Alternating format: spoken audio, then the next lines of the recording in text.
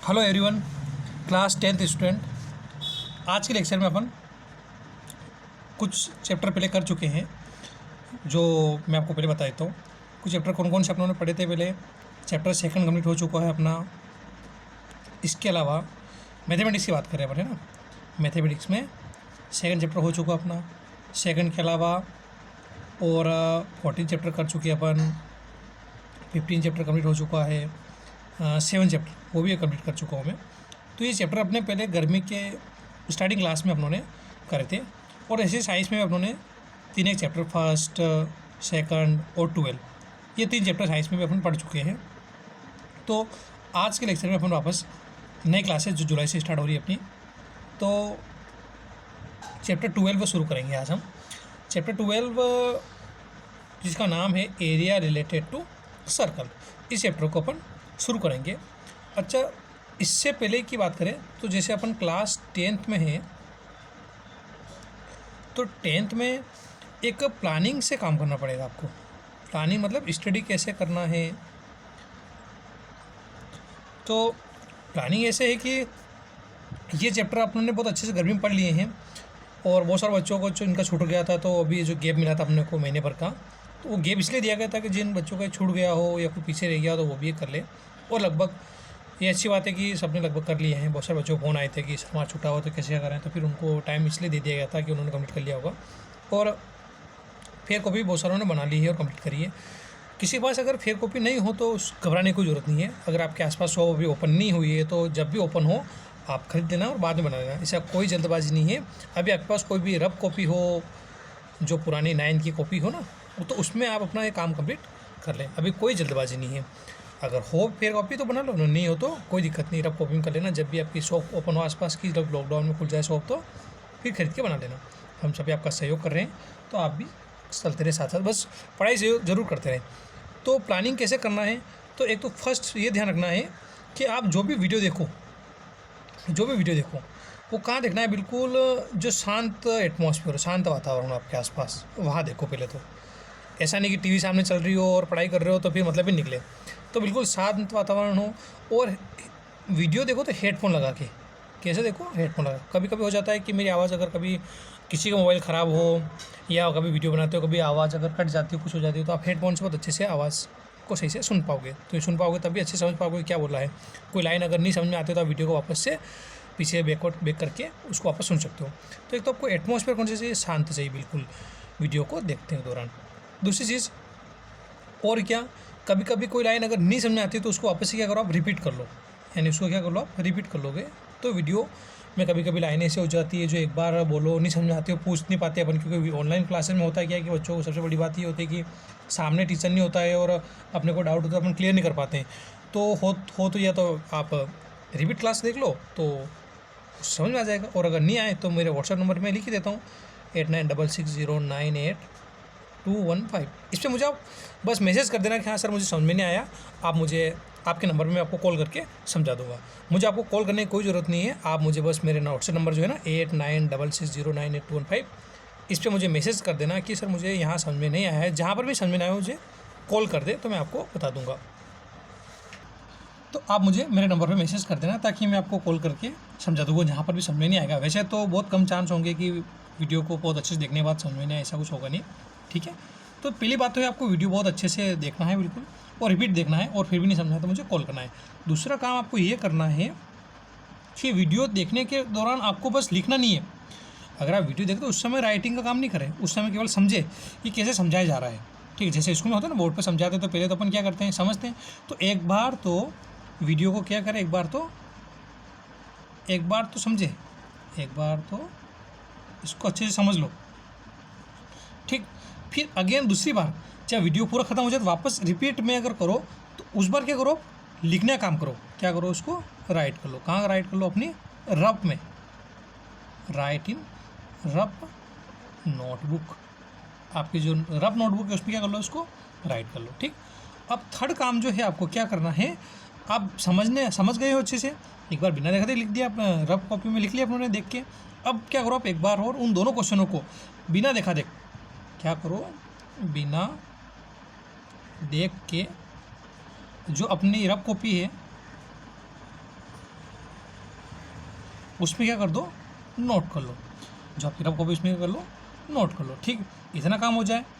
अब लास्ट जो फोर्थ वाला टाइम, उस टाइम क्या करना है आपको, अपनी फेयर कॉपी में नोट करना है। क्या करना है, अपनी फेयर कॉपी में। और ये जो फेयर कॉपी वाला जो काम है, ये आपको क्या करना है, मुझे सेंड करना है, ताकि मुझे पता चले कि कौन सा बच्चा पढ़ रहा है, कौन सा नहीं पढ़ रहा है। समझ आ रही है बात? एक बार तो समझ लो, फिर सेकंड टाइम क्या करो, वीडियो को देखते हुए, पॉज करते हुए उसको धीरे धीरे वीडियो को जहाँ तक लिखा वहाँ तक रोक लो और फिर लिखते जाओ। तो उसको क्या करना है, राइट करना है अपना रफ नोट। एक काम करने के बाद, दोनों काम करने के बाद, और ज़्यादा क्वेश्चन होते ही नहीं, एक या दो क्वेश्चन 3 क्वेश्चन समझाऊंगा, ज़्यादा नहीं समझाऊंगा, क्योंकि इतना हर टीचर सब्जेक्ट वाइज कुछ वर्क देगा तो काफ़ी हो जाएगा आपके लिए। तो और थर्ड आपको बिना खाते करना है, और फोर्थ काम आपको अपनी फेयर कॉपी में करना है, और मुझे सेंड करना है, ताकि लगेगा कि हाँ बच्चे पढ़ाई कर रहे हैं। और आप जब ये फेयर कॉपी वाला काम भेजते हो तो उससे टीचर को मोटिवेशन मिलता है कि हाँ बच्चा कुछ काम कर रहा है। और आपको ये किस पर सेंड करना है, मेरे व्हाट्सएप नंबर पर मुझे सेंड करना है, ठीक। इतना सा आपको काम करना है, तो आपकी स्टडी बहुत अच्छे से हो जाएगी, ठीक। तो इन बातों को ज़रूर फॉलो करोगे तो आपका पढ़ाई बहुत अच्छे से होगी, ठीक। तो चलिए, चैप्टर आपका 12, चैप्टर का नेम है एरिया रिलेटेड टू सर्कल। और इस चैप्टर के क्वेश्चन आंसर अगर किसी पास बुक अगर नहीं हो तो भी कोई बात नहीं, दिक्कत नहीं। अगर बुक हो तो अच्छी बात, और अगर बुक नहीं हो तो कोई बात नहीं, मैं क्वेश्चन खुद लिख के आपको सामने सेंड करूँगा, और इसकी PDF फाइल भी मैं सेंड कर दूँगा पूरी बुक की या इस चैप्टर की, ताकि आपको जो भी क्वेश्चन नहीं हो तो वो मिल जाएंगे, ठीक है। तो ये घबराने की आपको ज़रूरत नहीं है। अगर बुक हो तो अच्छी बात, ना बुक नहीं हो तो कोई बात नहीं, अपन वैसे ही कोऑपरेट करके चल रहे हैं, ठीक है। तो चलते हैं 12.1 के फर्स्ट क्वेश्चन की तरफ। अच्छा, इस चैप्टर 12 के अंदर एक्सरसाइज 12.1 का जो बेसिक है वो थोड़ा सा मैं आपको बता देता हूँ। बेसिक क्या है, वो जो फार्मूले अपने 9th में पढ़े थे, कि जैसे मान लो मैंने आपके सामने एक सर्कल बनाया, क्या बना दिया है कि आपका सर्कल है। अब सर्कल के 2 फार्मूले अपने पढ़े थे, एक तो कौन सा, area of the circle, area of the circle. तो सर्कल के एरिया का जो फार्मूला है वो क्या होता है, तो मैंने बताया था आपको, ये रेडियस होती है, ये डबल कर दो तो आपका डायमीटर हो जाएगा, ये डबल कर दे तो क्या हो जाएगा, ये यहाँ से यहाँ तक की जो डिस्टेंस है वो क्या हो जाएगा, डायमीटर। और डायमीटर जो होता है वो क्या होता है, डबल होता है किसका, ये रेडियस का, ठीक है। तो एरिया ऑफ द सर्कल का फार्मूला अगर पूछ ले कभी ऑब्जेक्टिव में आ जाए, या इस क्वेश्चन में आगे यूज में होगा, तो एरिया ऑफ द सर्कल का फार्मूला पाई आर स्क्वायर, क्या हो जाएगा, पाई आर स्क्वायर हो जाएगा, ठीक है। ये 2 थोड़ा सा छोटा लिखना अपने को, ऐसा नहीं कि बड़ा लिख दे, pi r square. Second formula आपका जो होगा कौन सा, circumference, circumference of the circle, या इसी को बोले तो क्या, perimeter, perimeter of the circle. इन दोनों के फार्मूले क्या होते हैं, तो इस दोनों के फार्मूले क्या होगा, वो होगा 2 पाई आर हो जाएगा। जहाँ पर पाई की वैल्यू क्वेश्चन में दी हुई आती है, क्या आएगी, 22.7। ध्यान रखिएगा, नोट करके लिख दिएगा इसको भी। नोट में क्या होगा आपका, कि अगर पाई की वैल्यू गिवन हो तो 22.7 लिखना है। मतलब क्वेश्चन में अगर दे दिया कि पाई की जगह रखो तो ठीक, अगर नहीं दिया हो तो पाई की जगह अपने को पाई रखना है, ये ध्यान रखना है, ठीक है। लिख देना पड़े, याद रखने के कि अगर वैल्यू इसकी पाई की गिवन हो, पाई की गिवन हो तो रखो, नहीं तो रहने दो, ठीक। अगर पाई की वैल्यू दिए रखी हो तो क्वेश्चन में रखना है, और नहीं हो तो कोई बात नहीं, वो विषय मैं क्वेश्चन के बाद बताते जाऊँगा। तो 2 फार्मूले आपको याद रखना है, कौन सा, area of the circle equals to pi r square, और सर्क्यूमफेरेंस ऑफ द सर्कल का फार्मूला या पेरीमीटर ऑफ द सर्कल का फार्मूला 2 पाई आर, ठीक। यहाँ पे एक ऑब्जेक्टिव बनता है, और ऑब्जेक्टिव क्या है, हाँ अच्छा, यहाँ से एक ऑब्जेक्टिव पूछा गया था। ऑब्जेक्टिव में आपको सामने बताता हूँ क्या पूछा गया था, कि relation between circumference and diameter of the circle.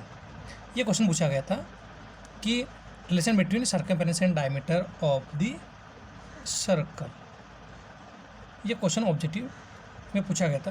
क्या क्वेश्चन है कि relation between circumference and diameter of the circle, यानी सर्कल के सर्क्यूमफेरेंस और उसके डायमीटर, सर्क्यूमफेरेंस और डायमीटर दोनों के बीच में क्या रिलेशन होता है वो समझिए। ये क्वेश्चन पूछा गया था। क्या पूछा गया था कि सर्क्यूमफेरेंस किसका, सर्कल का, और डायमीटर भी किसका, सर्कल का, दोनों के बीच में रिलेशन क्या होता है, ये पूछा गया था। तो सीधी सी बात है, देखो देखिए क्या फार्मूला होता है।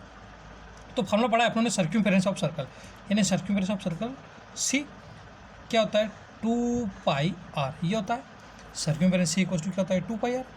अब देखिए सी एज इट इज़ अपनों ने पढ़ा है डायमीटर इक्वल्स टू क्या होता है 2 आर होता है, डायमीटर रेडियस का डबल होता है, ये फार्मूला डायमीटर किसका डबल होता है रेडियस का 2 आर। तो ये बचपन से पढ़ता है, अपन 9th में काफ़ी फार्मूला पढ़ा है। अब देखिए ये पाई को मैं अगर थोड़ा सा इधर रख दूँ साइड में, और ये 2 और आर साथ में रख देता हूँ, ब्रैकेट में क्या रख देता हूँ 2 और आर साथ में, ठीक। वो है 2 पाई आर ही, पाई इधर रख दिया और 2 और आर को साथ में रख दिया बस। तो c equals to pi as it is, और 2 आर की वैल्यू क्या हो जाएगी डी हो जाएगी, क्या हो जाएगी 2 आर की वैल्यू डी, क्योंकि 2 आर के प्लेस पे क्या आ गया डी आ गया। तो ये रिलेशन हो गया, किसके इसमें रिलेशन हो गया आपका सर्क्यूफेरेंस का सी और ये डायमीटर। तो एक ऑब्जेक्टिव में पूछा गया था कि रिलेशन क्या होता है, तो ये सी इक्वल्स टू पाई डी, ऐसे करके 4 ऑप्शन आए थे। तो अपना आंसर कौन सा सी हो जाएगा सी इक्वल्स टू पाई डी। ये क्या होता है रिलेशन होता है सर्क्यूमफेरेंस एंड डायमीटर के बीच में, ठीक। तो ये ऑब्जेक्टिव लिख देना आपको, कभी एग्जाम आए तो आपको ध्यान रखना चाहिए, ठीक। तो ये तो हो गया बेसिक वगैरह इस एक्सरसाइज का।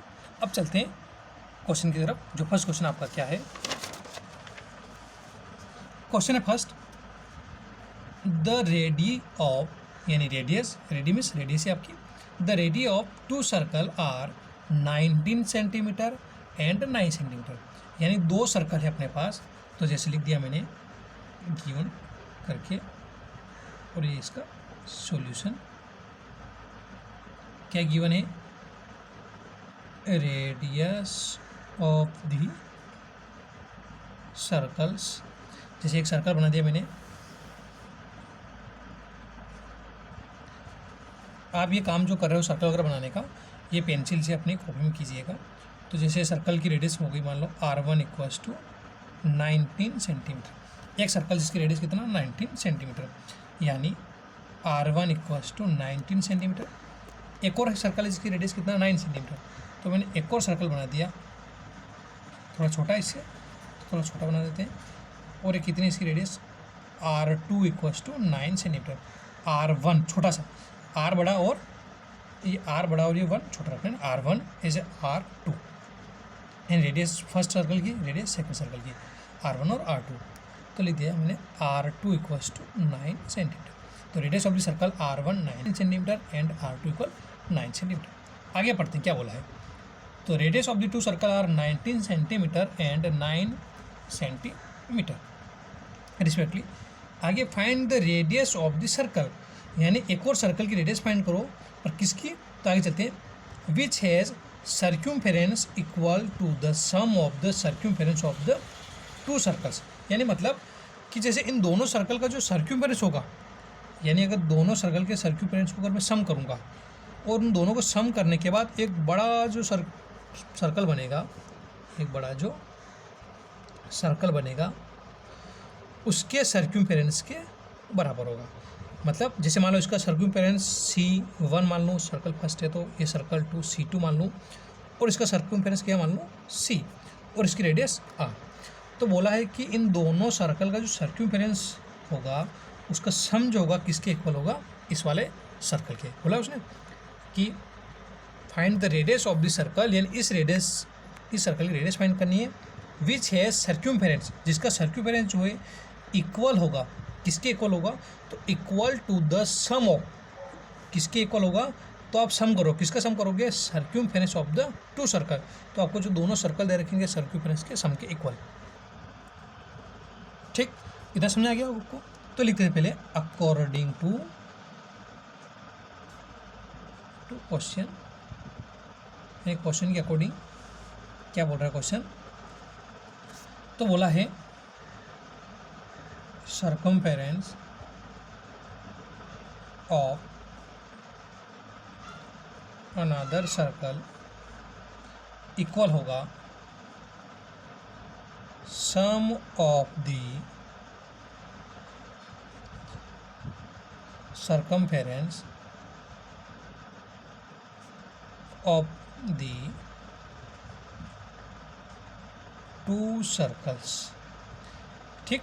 यानी इस सर्कल का जो सर्क्यूमफेरेंस होगा वो इन दोनों सर्कल के सर्क्यूमफेरेंस के क्या होगा, सम के इक्वल होगा। तो चलिए कैसे करना है, इसका सर्क्यूमफेरेंस क्या है C है, तो लिख दिया C। इसका क्या है C1 प्लस क्या आ जाएगा C2, ठीक, आसान है। अब इसके बाद सर्क्यूमेंस का फार्मूला क्या होता है, आप लोगों ने पढ़ा है, सर्क्यूमेंस सी इक्वल्स टू फार्मूला क्या होता है, 2πr, ये होता है आपका सी इक्वल्स टू 2πr। तो सी कितना है, तो 2πr, ऐसे C1, अब C1 का भी क्या होगा, 2πr ही होगा, 2π, लेकिन r और r इसकी रेडियस क्या है, r1 है, तो 2πr1 हो जाएगा, प्लस ऐसे C2 इसकी रेडियस r2 है, तो 2πr और 2 हो जाएगी। ठीक, इतना क्लियर यहाँ तक। अब नेक्स्ट वापस देखते हैं, 2πr एज इट इज़, यहाँ पर कुछ कॉमन है तो कॉमन देख लो, यहाँ पर भी 2π है, यहाँ पर भी 2π है, तो दोनों प्लेस से 2π क्या करते हैं, कॉमन ले लेते हैं अपन। तो यहाँ से 2π कॉमन ले लिया, जब 2π दोनों प्लेस से कॉमन लिया मैंने, तो यहाँ बचा r1 प्लस यहाँ क्या बचा r2, ये लिख दिया मैंने r2। ठीक, 2π यहाँ से बाहर आ गया और 2π यहाँ से बाहर आ गया, ये इक्वल के इधर है, ऐसा नहीं हुई, आप इसको भी कॉमन ले लो, ये इक्वल के इधर है, इक्वल के इधर वाले का कॉमन इधर ले लिया। ठीक, अब नेक्स्ट है वापस, यहाँ पर देखिए 2π बाहर है, तो 2π से क्या कैंसिल हो जाएगा आपका, 2π से क्या कैंसिल हो गया आपका 2π, तो r इक्वल्स टू बचा r1 प्लस r2, क्या बचा r equals to r1 plus r2। अब वापस r as it is, r1 की वैल्यू कितना है, तो रेडियस r1 कितना अपने पास 19 सेंटीमीटर है और r2 कितना है 9 सेंटीमीटर, तो r1 के प्लेस पर 19 सेंटीमीटर और r2 के प्लेस पर 9 सेंटीमीटर अपन रख देते हैं। तो देखिए r1 के प्लेस पर 19 सेंटीमीटर और r2 प्लेस पर 9 सेंटीमीटर मैंने वैल्यू रख दी, तो r इक्वल्स टू 19 प्लस 9 को ऐड करोगे तो आ जाएगा 28 सेंटीमीटर। ये आपका क्या हो गया, फाइनल आंसर हो गया। ठीक, तो क्या आगे रेडियस ऑफ द सर्कल लिख देते हैं आंसर करके, radius of the circle 28 centimetre, ये आपका क्या हो गया, फाइनल आंसर हो गया। तो इस तरीके से आपका क्वेश्चन नंबर फर्स्ट जो है बहुत अच्छे देखिएगा, ये कंप्लीट हो चुका है। अब चलते हैं क्वेश्चन नंबर सेकंड की तरफ। तो चलिए क्वेश्चन नंबर सेकंड आपके सामने, the radius of two circle are 8 centimetre and 6 centimetre, यानी दो सर्कल दे रखे अपने को, सर्कल फर्स्ट और सेकंड, इसकी रेडियस है 8 सेंटीमीटर, इसकी रेडियस 6 सेंटीमीटर। आगे चलते हैं, find the radius of the circle, यानी वापस उस सर्कल की रेडियस फाइंड करो, हैविंग एरिया, जिनका जो एरिया होगा उस सर्कल का, to the sum of area of two circle, यानी इस सर्कल का जो एरिया होगा थर्ड वाले का, वो किसके सम के इक्वल होगा, इन दोनों सर्कल के एरिया के इक्वल। उस वाले क्वेश्चन में जो फर्स्ट करा था उसमें सर्क्यूफरेंस था, और इसमें क्या आ गया, बस एरिया आ गया, और कोई नई चीज़ नहीं है। यहाँ पे एरिया है सम में, और यहाँ पर उस वाले में क्या था, सर्क्यूफरेंस था। तो देखिए मैंने इसको दे दिया एरिया A1, इसको A2, और इस वाले का एरिया A और रेडियस R। तो वापस लिखते हैं, according to question,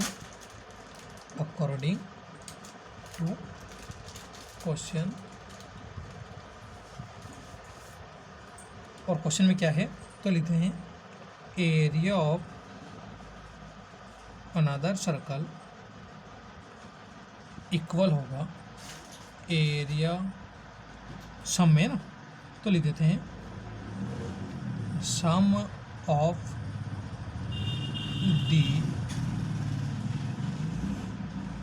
the area of the, ये थोड़ी लाइन आगे लिखना फिर इसके बाद है ना, sum of the area of the two circles. ठीक, अब आगे चलते हैं, तो area of the another circle, इस सर्कल का एरिया क्या मान रखा अपनों ने A, तो लिखा मैंने A, इस सर्कल का एरिया है A1, इस सर्कल का एरिया A2। ठीक, अब वापस आगे, सिंस अपने को पता है कि एरिया का फार्मूला क्या था सर्कल का, एरिया A इक्वल्स टू क्या होता है, पाई आर स्क्वायर होता है, तो वो लिखते हैं एरिया की जगह आ जाएगा पाई आर स्क्वायर। ऐसे फर्स्ट वाला सर्कल रेडियस R1 है, तो पाई R1 का स्क्वायर, ऐसे A2 है तो यहाँ आ जाएगा पाई R2 का स्क्वायर, पाई R1 का स्क्वायर और ये पाई R2 का स्क्वायर। ठीक, वापस pi r square as it is, यहाँ पे कुछ कॉमन है तो कॉमन देखिए, यहाँ पर भी पाई आ रहा है और यहाँ पर भी पाई आ रहा है, तो पाई लिखा मैंने बाहर, तो R1 का स्क्वायर और ये R2 का स्क्वायर, दोनों जगह से पाई कॉमन निकल के आ गया, पाई से पाई क्या हो जाएगा, कैंसिल हो जाएगा आपका। तो वापस देखिए are square equals to R1 का स्क्वायर प्लस R2 का स्क्वायर। ठीक, नेक्स्ट है वापस r square as it is. R1 की वैल्यू कितना है, तो देखिए R1 है अपने पास 8 सेंटीमीटर और R2 है 6 सेंटीमीटर। तो R1 के प्लेस पर 8, ऊपर स्क्वायर है तो स्क्वायर, ऐसे R2 6 था और स्क्वायर है तो स्क्वायर। नेक्स्ट है r square as it is, 8 का स्क्वायर 64, 6 का स्क्वायर आ जाएगा 36, यानी आर स्क्वायर इक्वल 64 प्लस 36 आपका कितना हो जाएगा 100, यानी स्क्वायर हटेगा तो यहाँ लग जाएगा रूट, और रूट में कितना आ जाएगा आपका 100 आ जाएगा। ठीक, अब फैक्टर करना बहुत अच्छे से आता है अपने को। क्या हो जाएगा फैक्टर करने पर 10 × 10, आप 2 भी कर सकते हो, कोई दिक्कत नहीं उसमें भी। तो R इक्वल्स टू डबल 10 में से एक 10 बाहर आ जाएगा और 10 सेंटीमीटर, यानी जो फाइनल आंसर आपका हो जाएगा। और फाइनल आंसर क्या होगा, क्या पूछा था आपने उससे, एरिया, तो लिख देते हैं जो आपका आंसर हो जाएगा area of the circle 10 centimetre. तो इस तरीके से आपका क्वेश्चन नंबर 2 भी कंप्लीट हो चुका है। तो बहुत ध्यान से दोनों क्वेश्चन को समझिएगा। इसके बाद अपन नेक्स्ट लेक्चर में अपन क्वेश्चन नंबर 3 के साथ मिलेंगे, नेक्स्ट वीडियो के साथ में। तो तब तक आप ये क्वेश्चन जो मैंने आज तरीका बताया आपको कैसे पढ़ाना है बहुत अच्छे से, और ये हर सब्जेक्ट को फॉलो करना, जो भी टीचर आपको वर्क दे रहे हो साथ साथ करते रहना। मिलते हैं नेक्स्ट लेक्चर में अपन नए क्वेश्चन के साथ। जय हिंद, जय भारत।